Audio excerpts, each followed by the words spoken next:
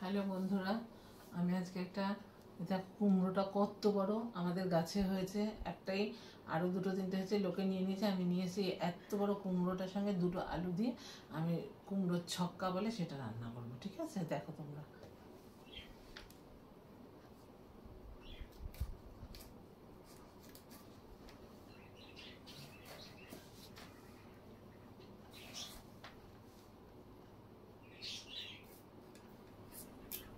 একদম কচি কুমড়োটা।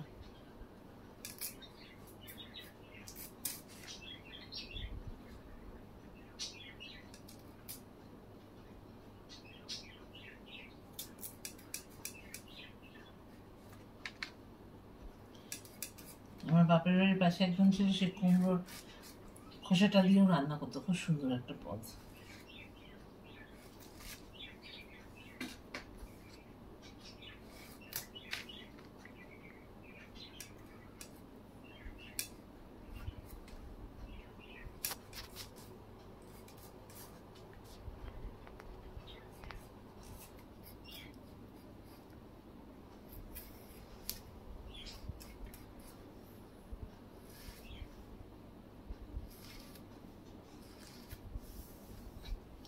দেখো বন্ধুরা, ওই ছোট্ট কুমড়োটা এতটা হয়েছে। এবার আলুটা করে নেব।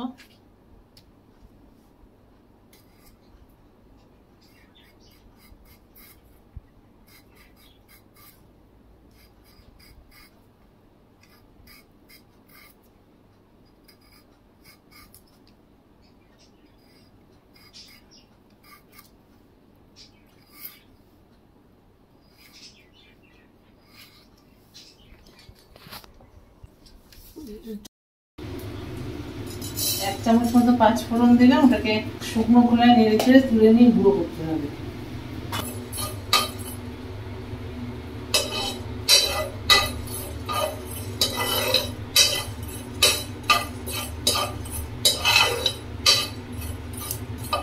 ভেজে তুলে নিলাম, শুকনো খোলায় ভেজেছি। 5 ফোড়নটা ভেজে তুলে 5 ফোড়নটা গুঁড়ো করতে হবে। কড়াইতে 1 চামচ মতো তেল দিলাম।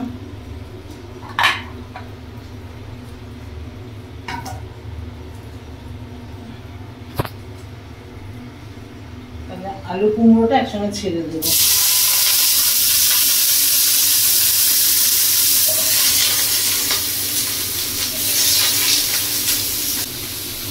একটুখানি লবণ দিতে নাহলে ছিটতে তো ছিটবে না।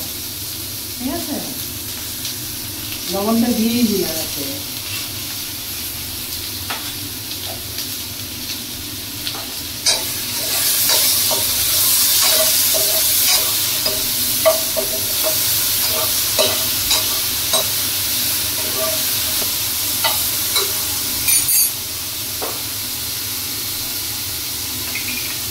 এবার একটু হলুদ দিয়ে দিলাম, অল্প একটু।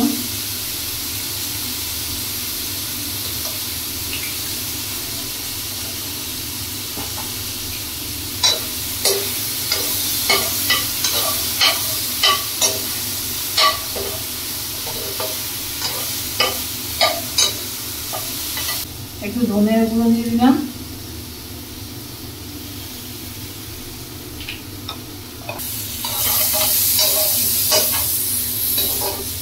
একটু চাট মশলা দিয়ে দিলাম, 1 চামচ মতো দেবো। ঠিক আছে, তারপর এখন একটু জল ঢেলে দেবো।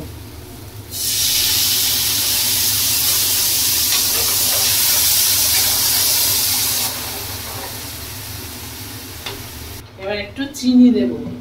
তোমরা যদি পাকা কুমড়ো দিয়ে করে থাকো তাহলে তোমরা চিনি দেবে না। ঠিক আছে, আমি কাঁচা কুমড়ো হলে একটু চিনি দিলাম, আর পাকা কুমড়ো হলে তোমাদের চিনিটা দিতে লাগবে না। 5 মিনিটের জন্য ঢেকে দিই, মশলাটাকে গুঁড়ো করে নিই। 5 ফোড়নটাকে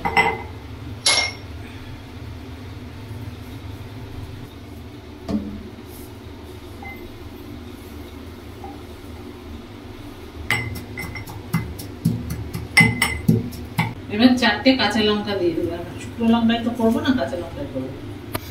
আর এদিকে মশলাটা হয়ে গেছে।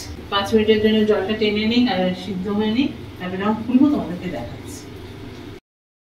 বন্ধুরা 5 মিনিট হয়ে গেছে, এটাও রেডি হয়ে গেছে একদম। একটুখানি পাঁচফোড়নটা একটু দিয়ে দিলাম, আর দেবো একটুখানি ঘি।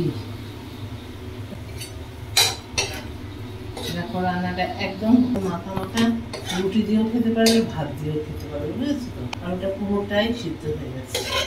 কি সুন্দর একটা গন্ধ আসছে, মনে হচ্ছে এক্ষুনি খেয়ে নেব।